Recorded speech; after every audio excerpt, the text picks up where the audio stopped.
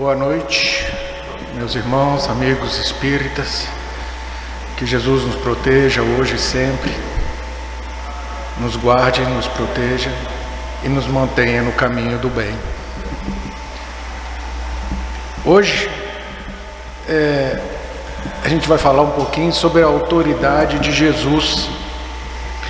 Eu agradeço sempre a oportunidade de estar palestrando, porque ao palestrar a gente precisa estudar mais do que simplesmente ler. E na maioria das vezes o que a gente palestra é muito mais para nós também, essas informações. E essa é muito interessante para mim. Obrigado. Sobre a autoridade de Jesus, a gente vai ver que ela é clara, principalmente no Sermão da Montanha, mais especificamente a última parábola do Sermão da Montanha, que é a casa sobre a rocha, né? A gente vê no capítulo 7 do Evangelho de Mateus, lá pelo versículo 25 a 29. Só que eu vou começar de trás para frente. A gente vai falar sobre a casa sobre a rocha, mas o último texto deste capítulo fala-se assim, no versículo 29. Estava, portanto, Jesus ensinando a eles com autoridade, e não com os escribas. Ora, por que Mateus fala que Jesus estava ensinando com autoridade e não ensinando como os escribas? Então vejamos, vamos entender primeiro o que é essa autoridade e depois vamos entender como é que os escribas faziam, para a gente entender o que é essa autoridade de Jesus, né?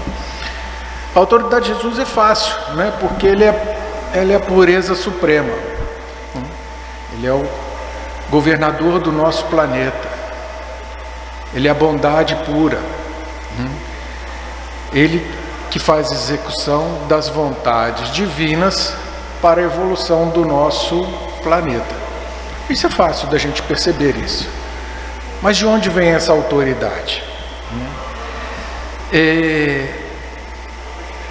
Em obras póstumas, Kardec tem uma parte lá que fala da aristocracia intelecto-moral. Essa aristocracia intelecto-moral, Kardec nos diz, nos mundos superiores predomina outro tipo de autoridade, uma autoridade de liderança decorrente da evolução intelectual e moral.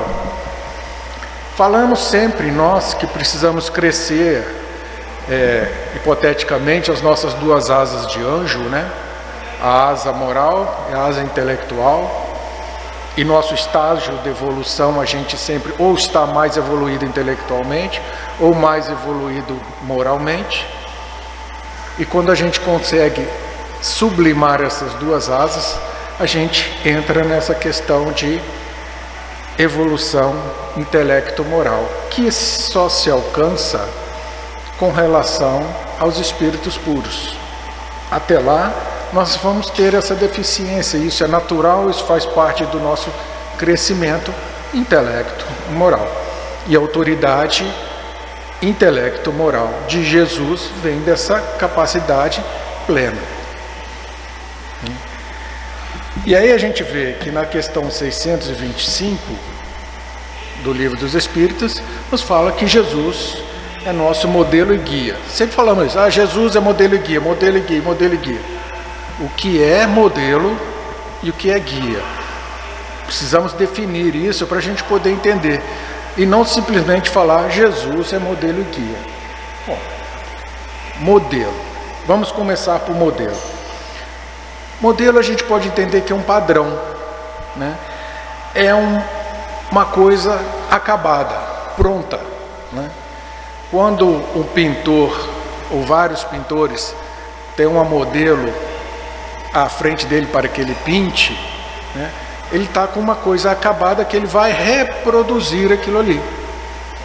Então ele vai tentar reproduzir num papel, na tela, aquele modelo pronto, acabado. Quando na indústria automobilística eles constroem um carro modelo para testar na água, testar no túnel de vento, testar todas as características. Perfeito, ficou pronto? Beleza, então este é o modelo do qual a gente vai construir os outros. E Jesus é o nosso modelo pronto e acabado, intelecto e moralmente. Então ele é o que a gente olha e que a gente tem que tentar ser como ele. Por isso a questão chamada-se modelo. E guia fica até mais fácil para a gente. Quando você vai numa trilha que você não conhece, e aí naquela trilha tem um guia. Este guia vai te falar, ó, cuidado que aqui está escorregadio, vamos por esse caminho que é mais fácil, ali tem pedra, segura nessa árvore para você subir para o morro de cima. Então o guia é aquele que já experimentou todo o caminho da qual a gente está indo pela primeira vez. O guia, ele já foi e várias vezes, e é onde você confia, porque ele conhece aquele caminho. Jesus nasceu, foi criado simples e ignorante como nós fomos, não somos mais tão ignorantes assim. Mas Jesus percorreu todo este caminho até se tornar um espírito puro. Então, mais do que nunca, ele é o nosso guia para percorrer este percurso que estamos fazendo agora. Então Jesus é o modelo, é aquele que eu me vejo, eu preciso me ver nele, é aquela perfeição daquele modelo, e ele é meu guia, porque onde ele for, eu vou, onde ele foi, eu quero ir. Por isso chamamos de modelo e guia da perfeição. E é onde vemos no capítulo 3 do Evangelho, onde fala que o Cristo nos conduzirá para os mundos celestes. Essa é a missão dele. A casa de meu Pai, né, tem muitas moradas.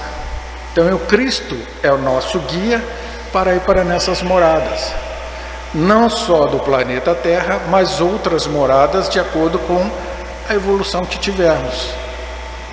Tá? Essa é a definição da autoridade moral e intelectual que Cristo nos passa. E por que Mateus fala que ele ensina com autoridade e não como os escribas? Então vamos aos escribas. Quem são os escribas? São aqueles que haviam lido ou escutado alguma informação e, portanto, as escreveram. Eles experimentaram? Não necessariamente. Eles simplesmente reportaram alguma coisa, algum ato, alguma coisa maravilhosa e botaram no papel, no pergaminho, que seja, para que outros pudessem ler. É desnecessário? Não, é plenamente necessário, né? Porque através dessas informações escritas é que possamos hoje estudar, aprofundar e nos melhorarmos como pessoas. Mas é diferente. Veja bem, eu nunca fiz um bolo de cenoura, mas eu tenho uma receita, tanto de chocolate, manteiga, eu tenho farinha, açúcar, mistura, né?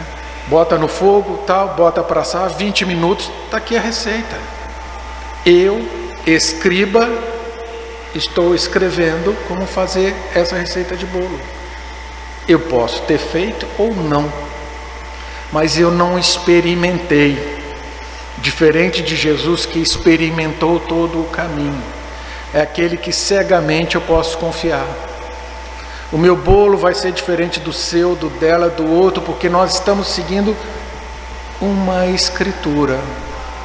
não um experimento, não uma vivência, né? Um vai sair embatumado, por mais que deixe os 20 minutos que eu botei lá, vai sair embatumado, vai sair mais doce, vai sair mais salgado, enfim, a receita é a mesma, mas a experiência é que muda. A vovozinha lá de casa faz esse bolo sem precisar olhar e sai perfeito. Por quê? Porque há 20 anos ela faz esse bolo para os netos. Faz de olho fechado, sai perfeito. Precisa de receita? Não, está tudo aqui. Está tudo na experiência, está tudo na vivência, está tudo no caminho. Caminho esse que Jesus percorreu do início ao fim, que nós esperamos para poder chegar à condição de espíritos perfeitos, né? Então, o escriba, ele é importante. Através da escritura, a gente tem o processo da caridade. Eu estou escrevendo alguma coisa que vai ser útil para você. É perfeito, acabado? Não, mas é o melhor do que eu fiz, né? Kardec, ao elaborar o Pentateuco, o Espírita, não estava perfeito, mas foi o melhor que ele conseguiu a primeira vez, depois que foi aperfeiçoando o Livro dos Espíritos. Mas foi o melhor que ele conseguiu aquele primeiro momento. E mesmo assim, ele experimentou dentro da experiência que ele tinha como educador. Ou seja, as perguntas foram passadas para vários locais, em locais diferentes, com pessoas diferentes, com espíritas diferentes, com médios diferentes, e depois reunido aquilo ali e elaborado. As perguntas mais ou menos, as respostas mais ou menos iguais, a gente publicou. As que não eram iguais eram descartadas. Por quê? Porque ele entendia que os espíritos nos davam respostas de acordo com a capacidade individual de cada um. E a experiência de educador dele viu que eu não posso pedir uma resposta aqui em Paris e achar que essa resposta seja verdadeira, porque essa resposta pode estar viciada pela condição financeira, condição social, nervosismo, raiva, ira, prazer, ódio, qualquer coisa daquela pessoa. Então eu tenho que pensar, não só em Paris, mas em Bordeaux, fora da França, na Espanha, na Alemanha, e reunir isso aí, para poder ter uma resposta mais fidedigna. E isso o que é? Experiência. Isso é caminho que ele traçou como educador, que Jesus nos tem dado tanta oportunidade de seguir o seu caminho de guia. Nas palavras da conclusão do Sermão da Montanha, que é a parábola da casa sobre a rocha, Jesus fala assim: qualquer um que vem a mim e ouve minhas palavras e as observa, eu vos mostrarei quem é semelhante. Então, só nessa frase nós temos 3 situações que temos que observar. O que é? Qualquer um que vem a mim. Então, qual que é o meu primeiro passo?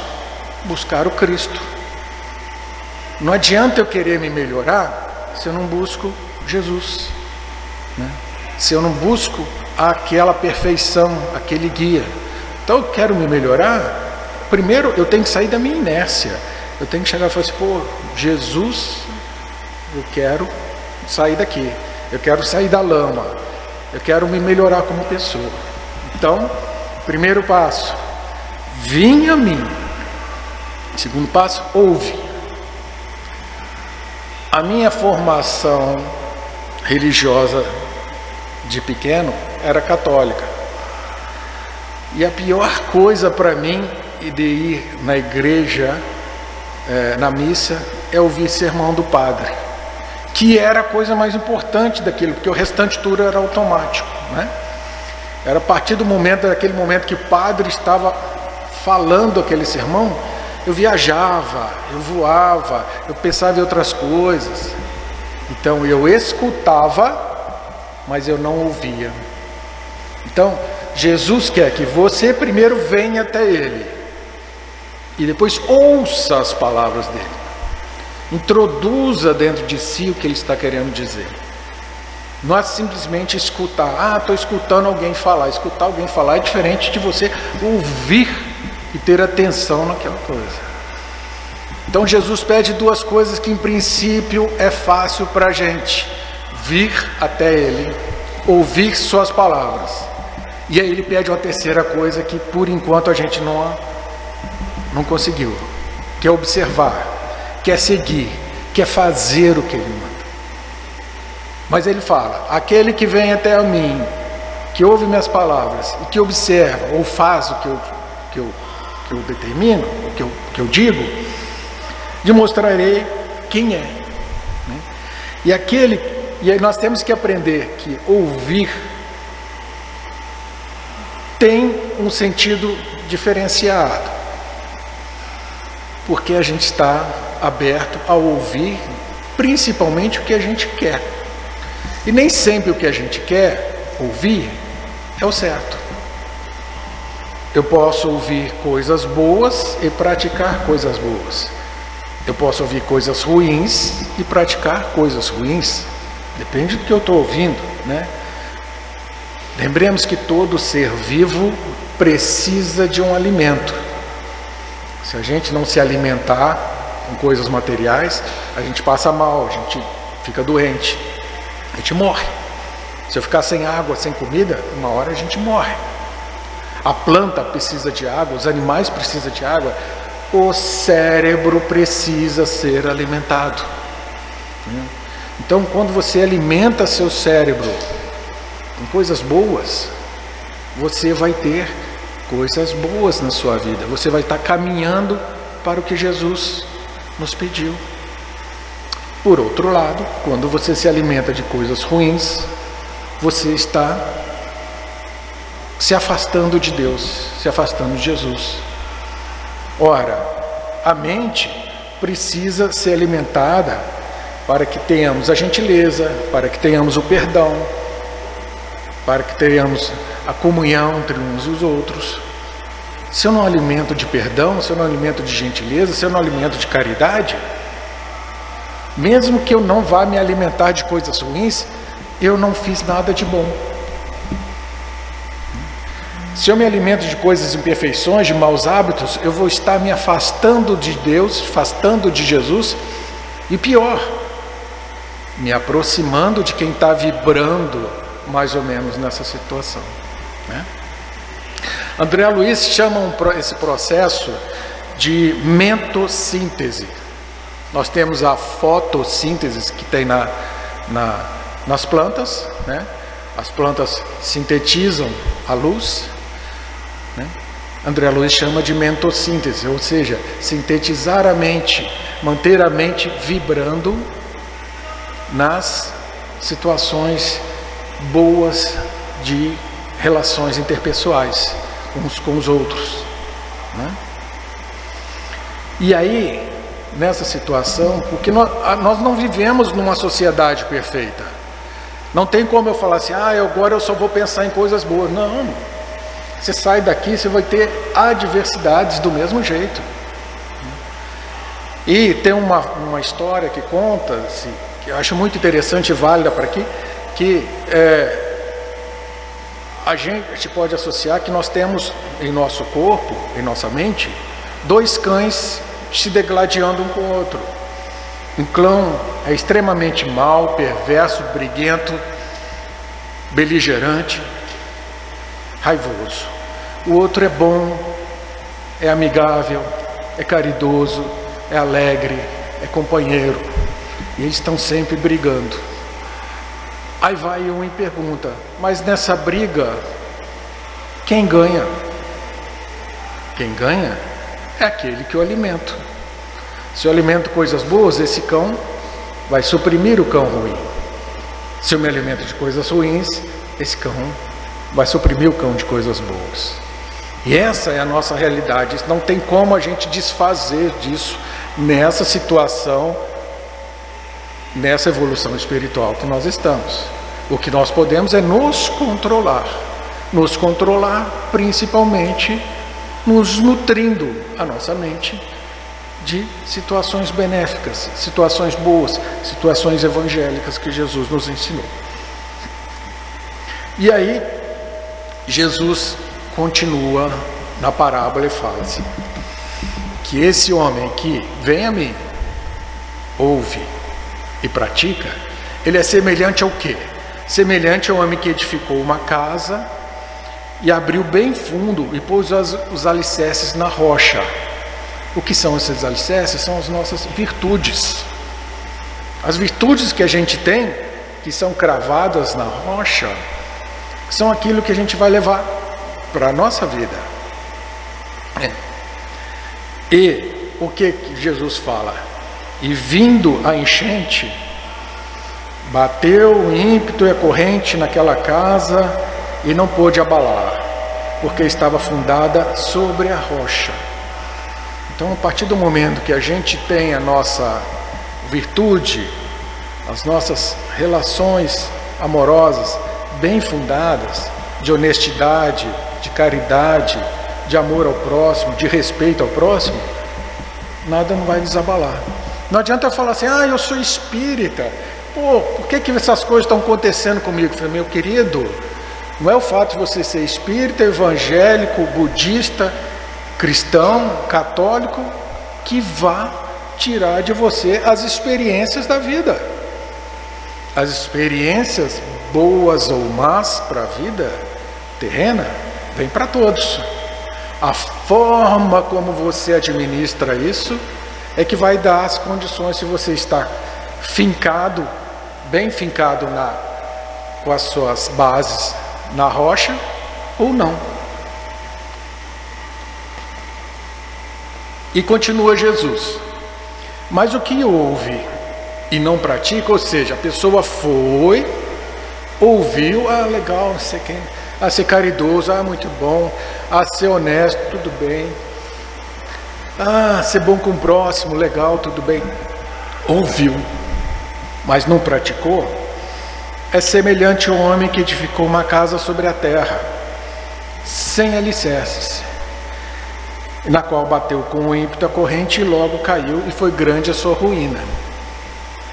Uma das primeiras vezes que eu li, que eu estudei essa parábola, eu ventilava mentalmente assim, lá é uma rocha, eu vou construir minha casa lá, eu vou construir minha casa lá na rocha, aqui é areia, aqui os outros estão construindo areia. Mas não, depois se você pensar, eu posso ter a minha casa solidamente aqui do lado do outro que tem na areia. É que eu cavuquei até encontrar a rocha. Eu trabalhei, eu me esforcei, eu me mentalizei, eu me trabalhei emocionalmente e mentalmente para me fixar. Não importa, eu posso estar no mato, na favela, no meio de uma guerra, né? Eu estou com a minha casa sustentada em Deus, eu estou tranquilo.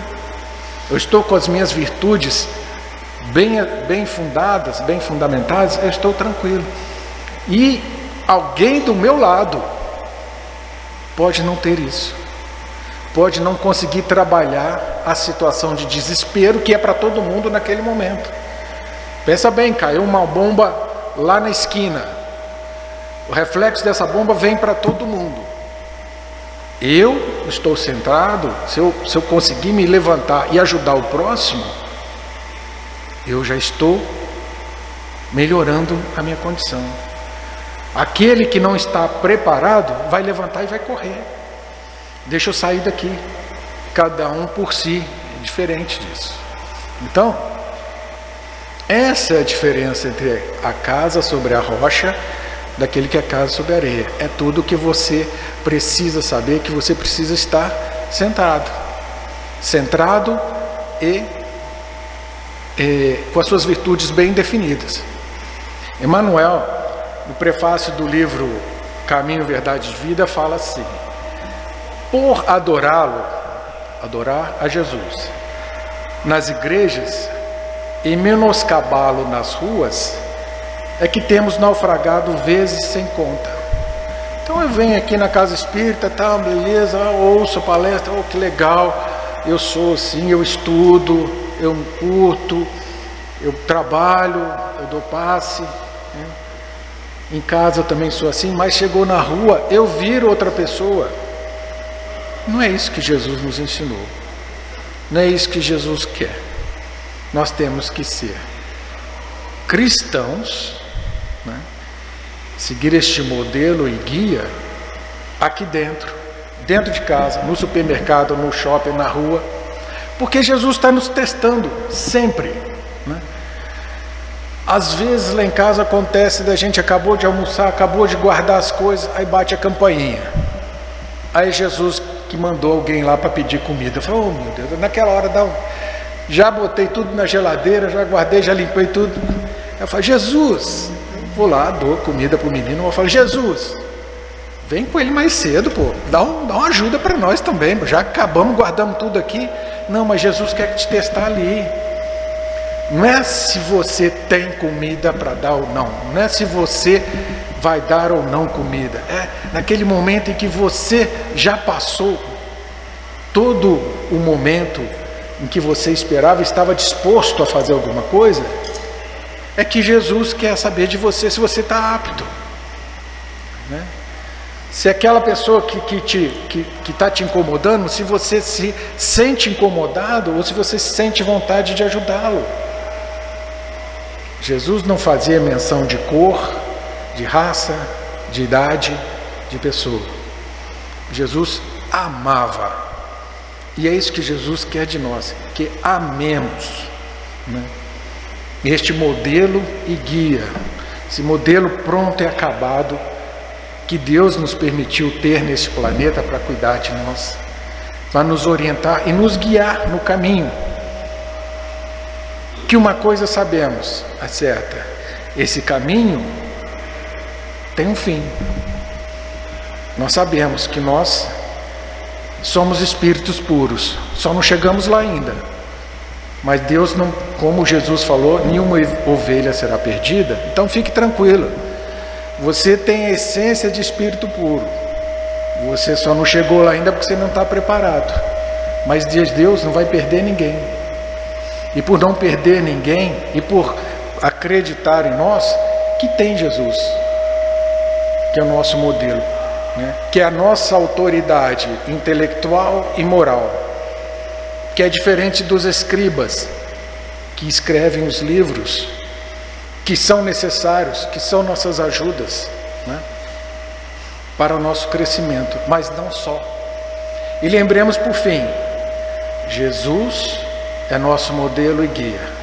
E nós precisamos ser modelo e guia dos nossos filhos, dos nossos familiares, dos nossos amigos, dos nossos vizinhos, dos nossos irmãos.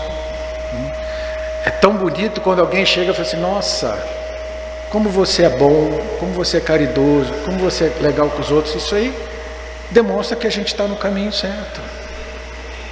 Então, em situação macro, Jesus é nosso modelo e guia. Aproveitemos essa condição de modelo e guia de Jesus para que sejamos também, nos tornemos modelo e guia daqueles a quem a gente precisa cuidar. Porque é um ciclo. Nossos avós cuidaram dos nossos pais cuidaram de nós, nós precisamos cuidar dos nossos filhos e ensiná-los a cuidar dos netos e por assim em diante. Sempre com uma fundação na pedra, sempre com a condição moral e espiritual elevada. Lembre-se que as crianças são uma esponja. Tudo que fazemos, certo ou errado, bom ou ruim, elas absorvem. E nada melhor do que aproveitar esse momento das crianças para a gente ensinar, para a gente poder ser modelo e guia nos ditames e da forma como Jesus nos quis. Certo? Obrigado a todos, uma boa noite.